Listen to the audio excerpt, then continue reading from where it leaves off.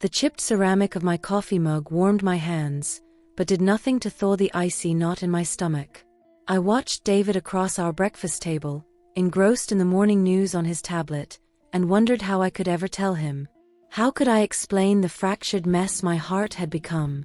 It had started innocently enough, a slow, almost imperceptible slide into treacherous waters.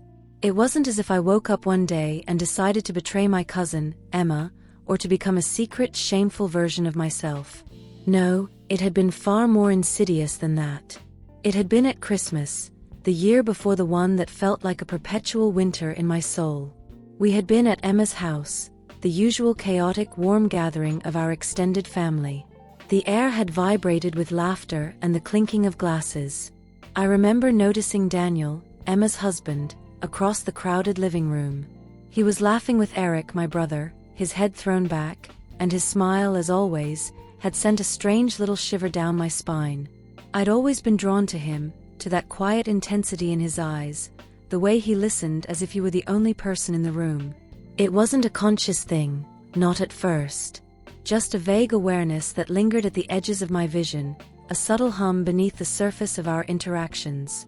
That evening, after everyone had gone home and Emma had disappeared upstairs to see to their 2 small children, I stayed to help Daniel tidy up the kitchen.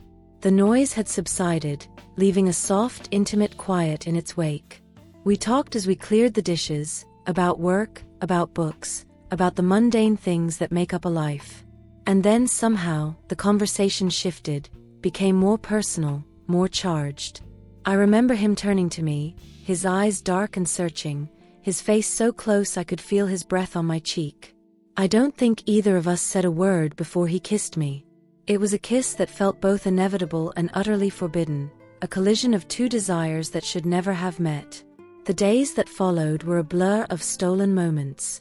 We met in secret, in the odd hours between work and life, our rendezvous always tinged with a potent mix of guilt and exhilaration. A hushed conversation in a deserted park, a stolen touch in a crowded coffee shop, the adrenaline rush of being caught.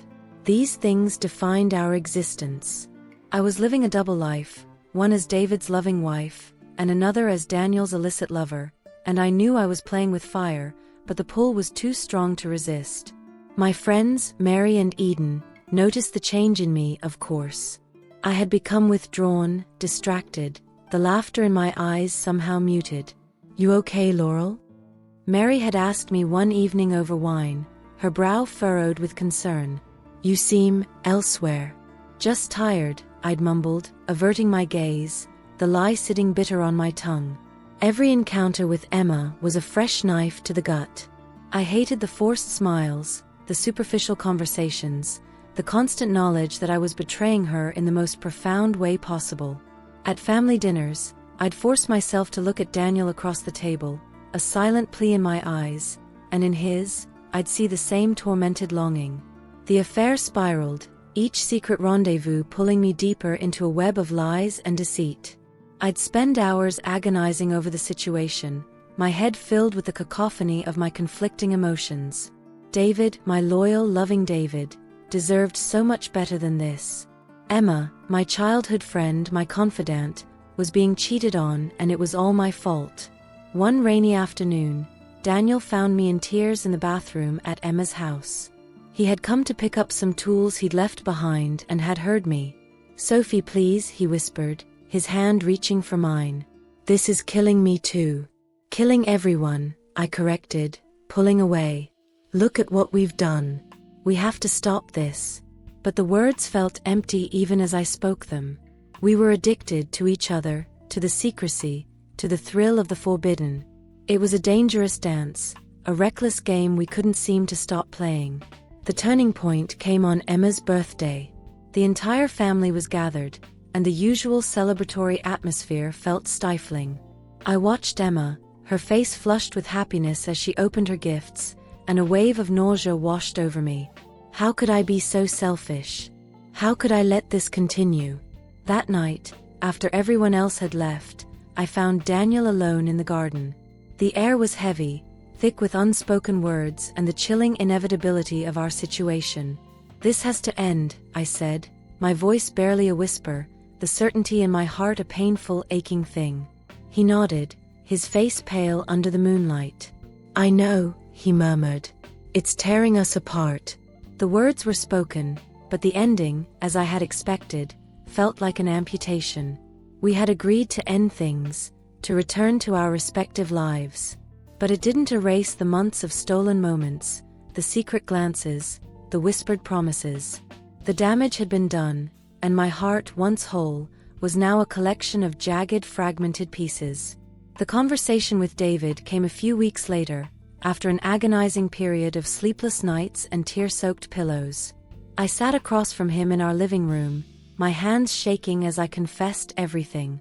The look on his face as I spoke, the disbelief, the hurt, the profound sense of betrayal, will forever be etched into my memory. I watched as his world and mine shattered into a million pieces. Our relationship, once a comforting haven, now lay in ruins. The fallout was brutal. David moved out, wanting space, he said, to process what I'd done. Emma, when she eventually found out, understandably couldn't look at me. The family dynamic, once a source of strength, was fractured beyond repair. Now days turned into weeks, and weeks into months. I am now trying to find a way to rebuild my life amidst the rubble of my mistakes. The quiet ache of loss is my constant companion. I look back at the woman I was before, the woman who never intended to cause so much hurt, and I try to find a path forward, carrying the immense weight of my choices with me. It is a long, arduous journey, and I'm not sure if I will ever truly heal. But I have to try. I owe it to myself, to David, and most of all to Emma.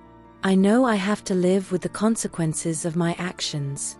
In the silence of my empty apartment, I often wonder if forgiveness, even from myself, is possible.